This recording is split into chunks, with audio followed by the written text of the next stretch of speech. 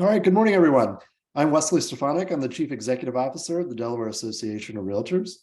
Thank you for joining us today for this special session on the Delaware Rent Reporting Pilot Program. Just a few housekeeping items before we begin. The chat box is open, so if you have any questions, feel free to put them in there. If we don't answer them throughout the presentation, I'll read them off at the end for our guest. Everyone will be muted, but you can communicate via the chat box. This session is also being recorded to reference later, and it will be available at delawarerealtor.com in the video library. I do want to let everyone know that our next Hot Topic session will be on Monday, March 13th at 10 a.m.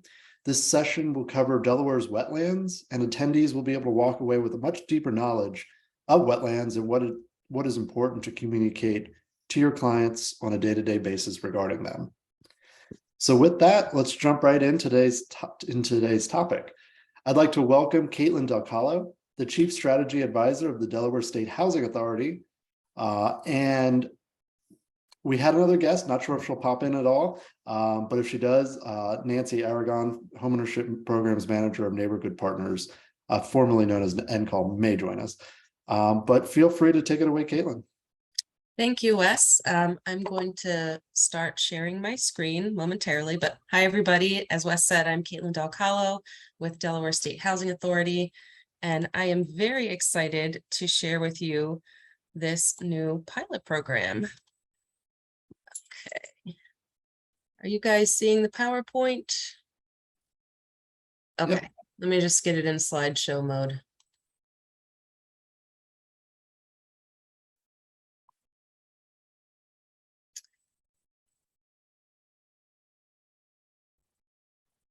Okay.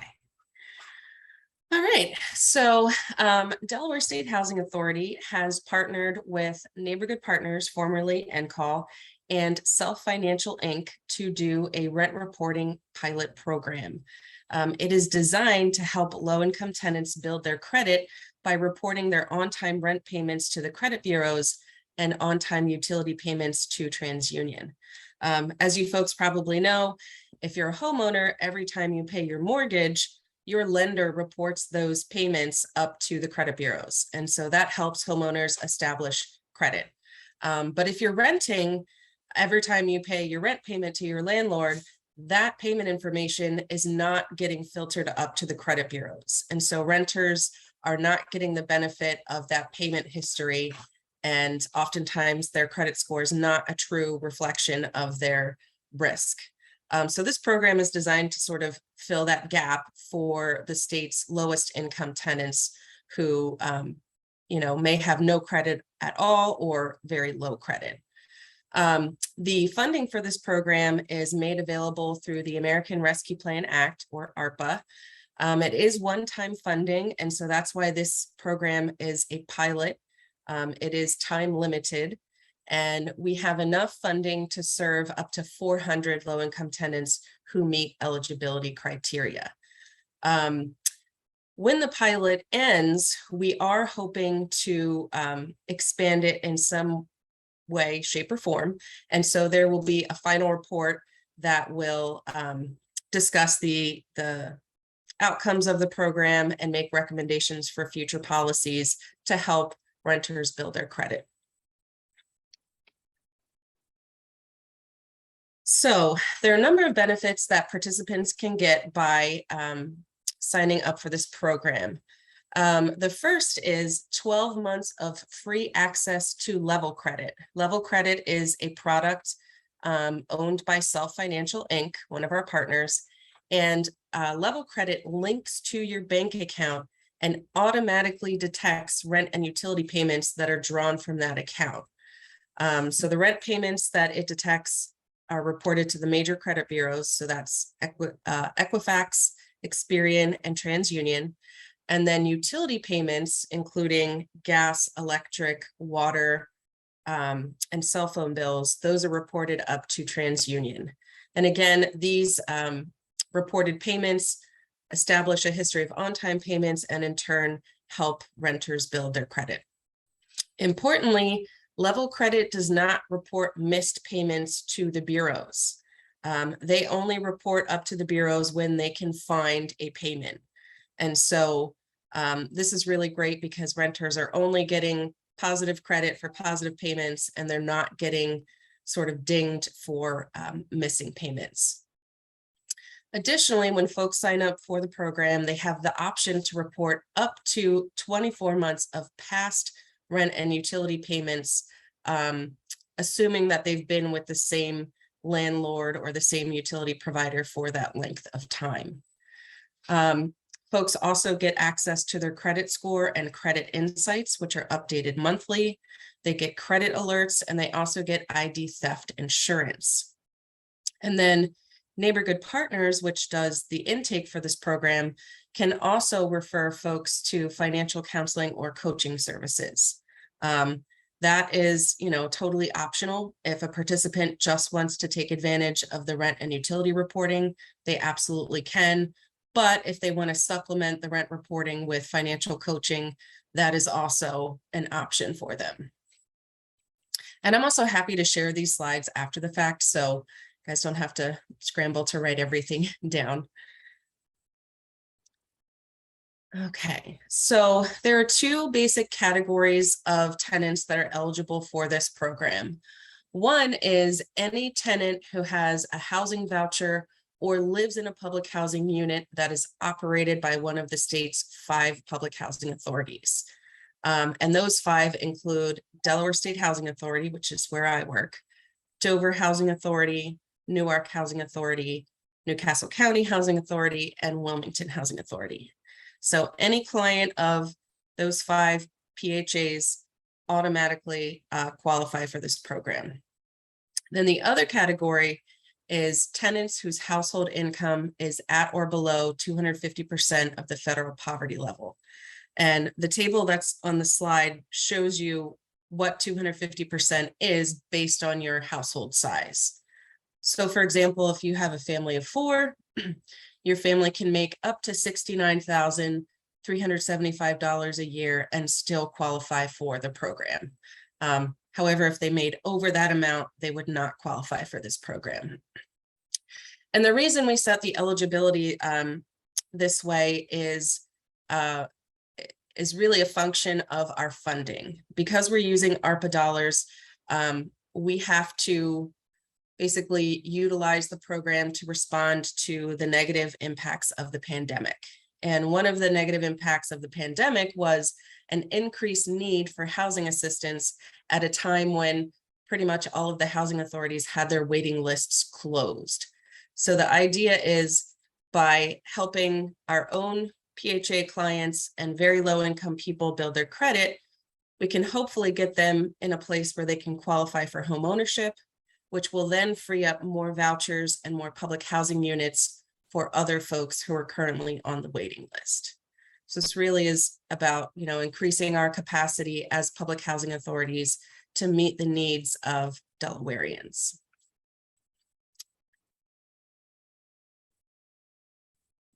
Okay, so Nancy Aragon with Neighborgood Partners does all of our intake, and this is the list of documentation that she needs from folks to make sure that they are eligible for the program. So if somebody is not a public housing authority client, she's going to want to see the last 4 pay stubs, and then any benefit award letters that may be applicable to that person's situation. So for example, if somebody has Social Security income, food stamps, child support, whatever it may be, if they receive income from one of those sources, she would need documentation of that. And then additionally, she needs identification. So a driver's license, a state issued ID, a driver privilege card, anything that is going to demonstrate that the person is a Delaware resident and is who they say they are.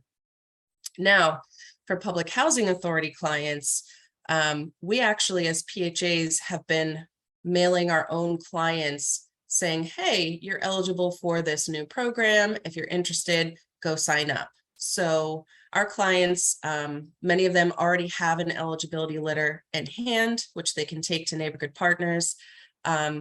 If one of our clients doesn't already have that eligibility letter, Nancy can just simply send us an email, say, hey, is Susie Q one of your clients? We'll get back to her and we'll confirm it that way. And then again, a form of identification so that we can be sure that we're serving Delawareans and that we're serving people who are who they say they are. There is no requirement to demonstrate citizenship or lawful presence in the US. So, if somebody has a driver privilege card and, is maybe undocumented, they would, not be prohibited from participating, as long as they meet the other criteria in terms of income, they would be welcome to apply.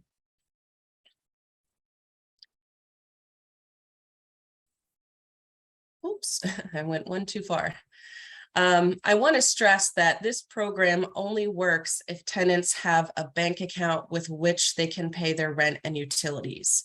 So the level credit product can detect any type of payment that is drawn from a checking account. So that could be, a check that you write to your landlord.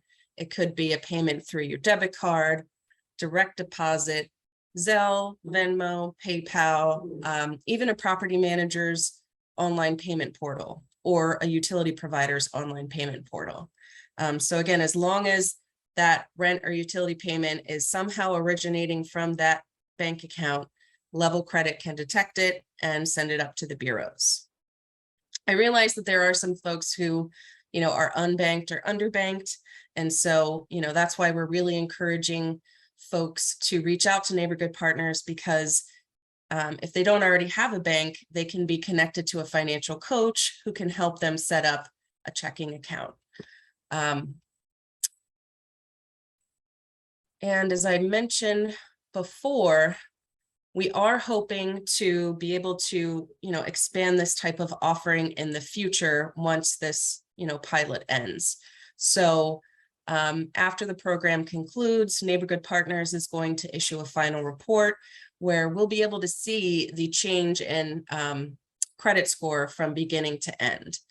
And Neighbor Good Partners is also going to be able to speak to whether folks are ready to qualify for homeownership at the end of the program. So those will be our program outcomes. And then they're also going to have recommendations for future policies to promote rent reporting as a way to build credit and help people access homeownership.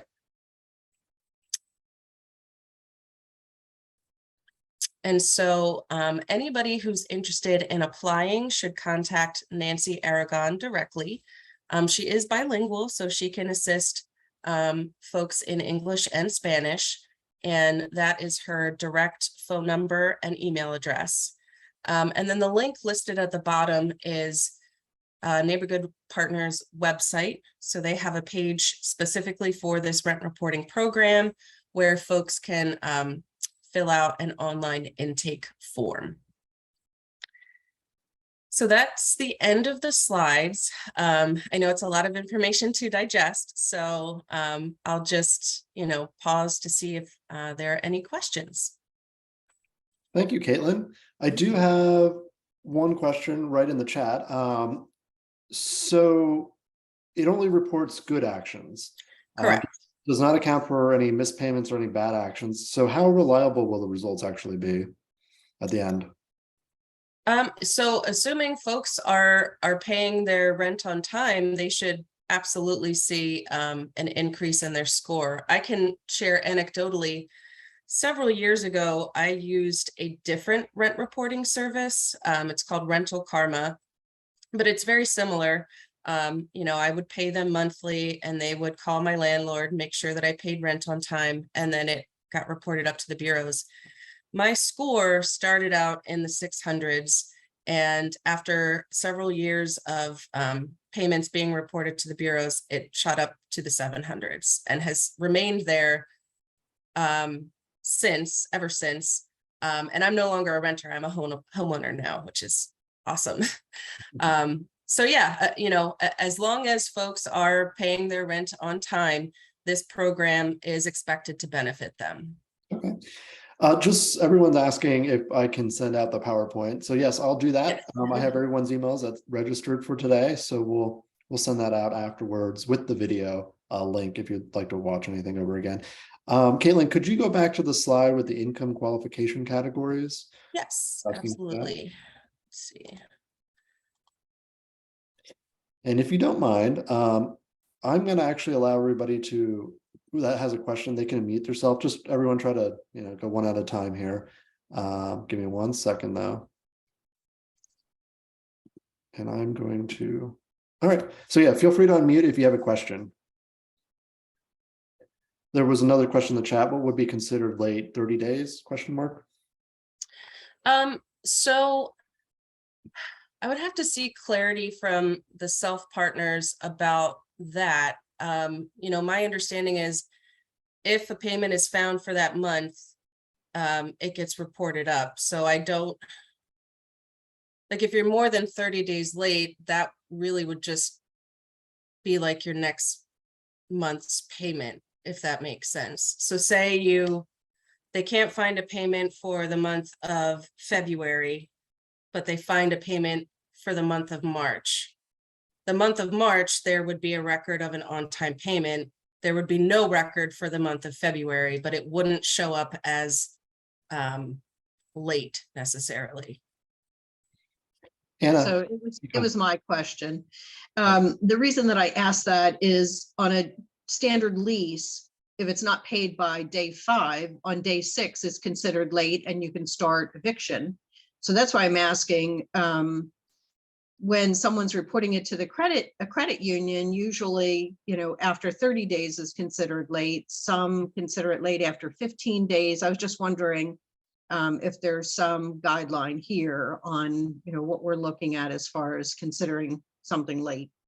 Yeah, so my understanding is Level Credit doesn't know like your due date, right? They know it works through an algorithm. So when you sign up, you input, the name of your landlord, which Level Credit uses to verify that you are in fact a renter and don't own the property. And then you put in, of course, your bank information and a payment range. So, if your rent is $1,000 a month, the algorithm will search for payments that are approximately $1,000 a month. And then, whenever it finds one of those payments, that information goes up to the bureaus. But I don't think there's any way for Level Credit to know that $1,000 payment was 5 days late, 10 days late. It's just, if it finds it, it reports it. If nothing is found, nothing is sent. That's my understanding.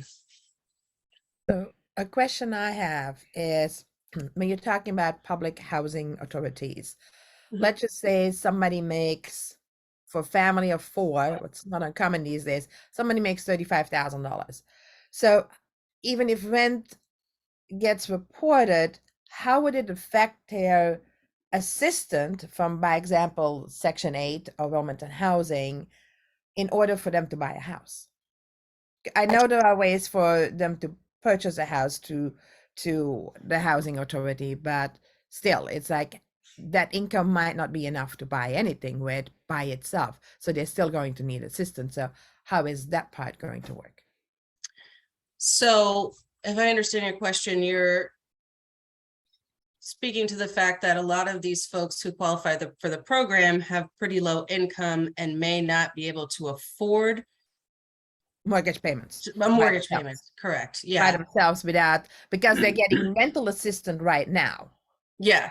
Well, so Delaware State Housing Authority, we are a moving to work agency, which is a special designation from HUD. And so all of our moving to work clients are basically time limited. They can only get a voucher or live in our public housing sites for a maximum of 7 years.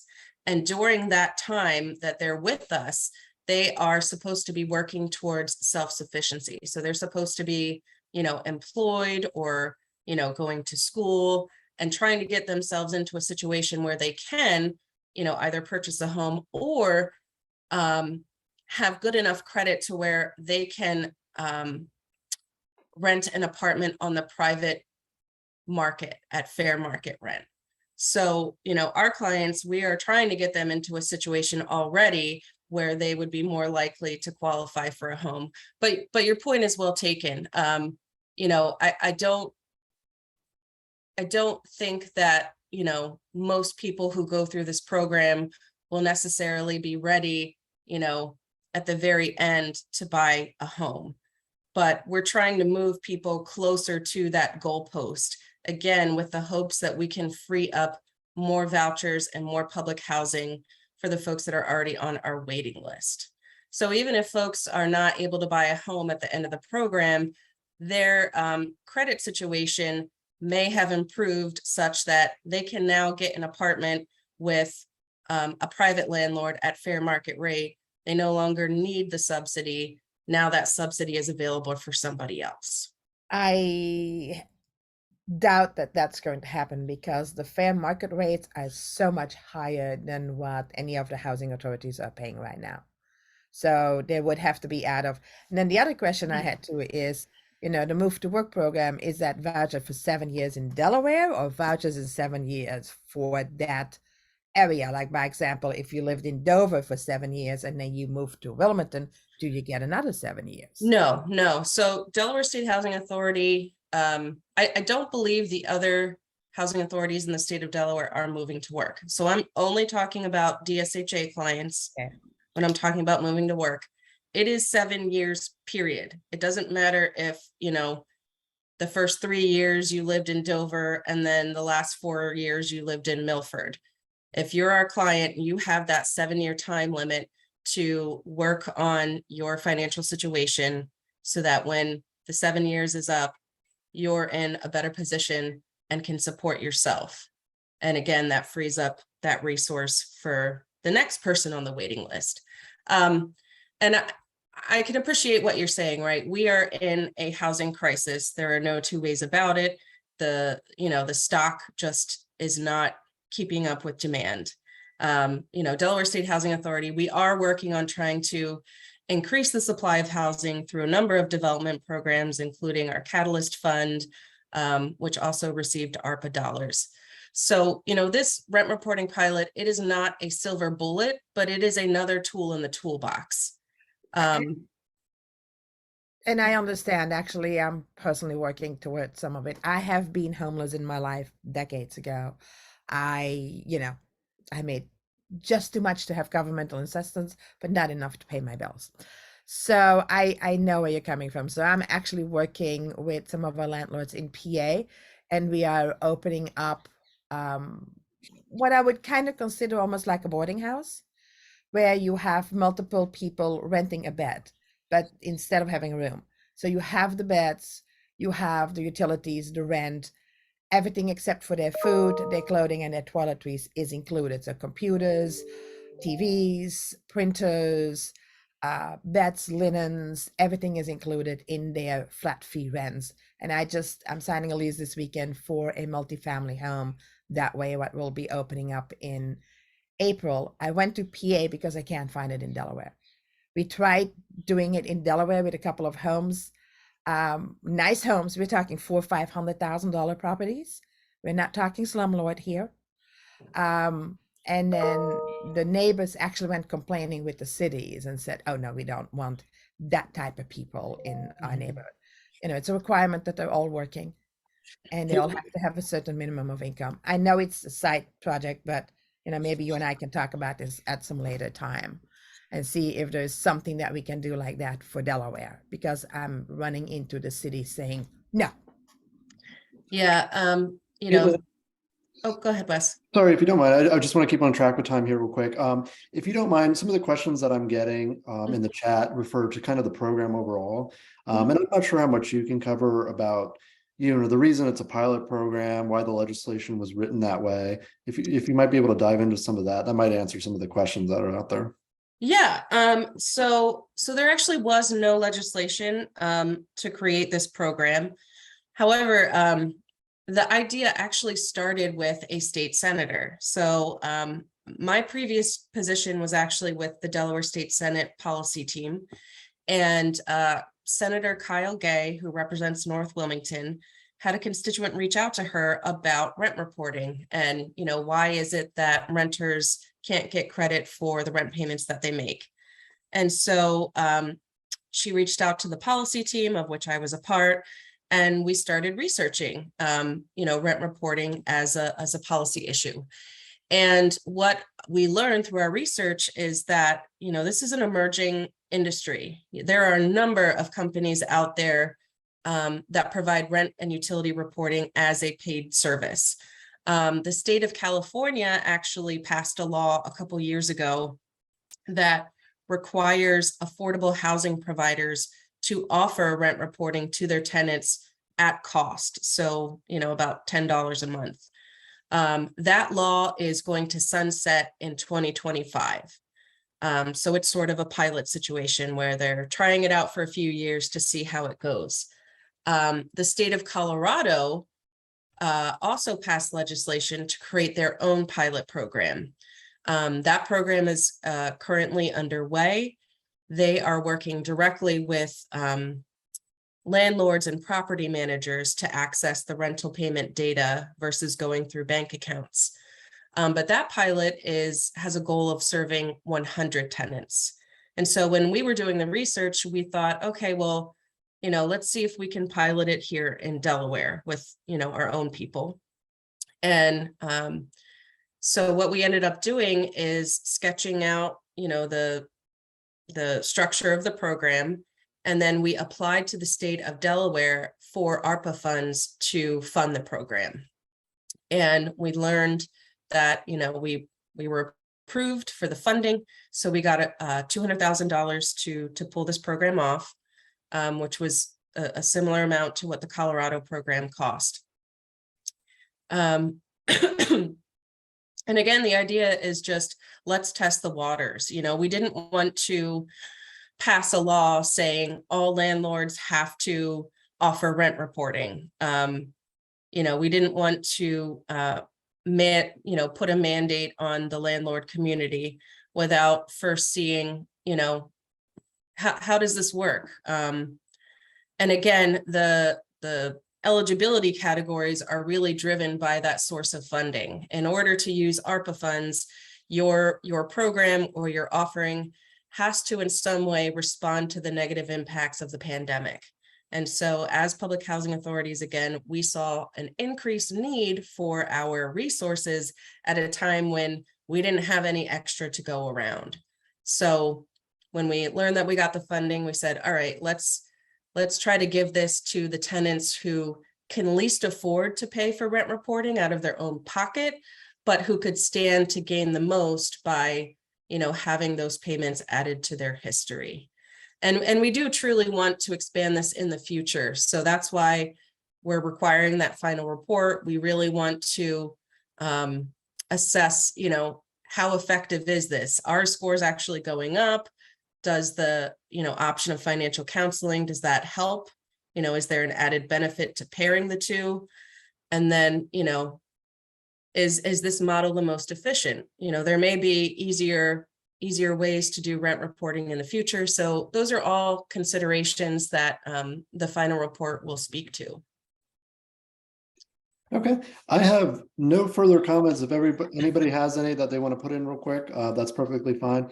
I think, I'm going to summarize some of these the best that I can.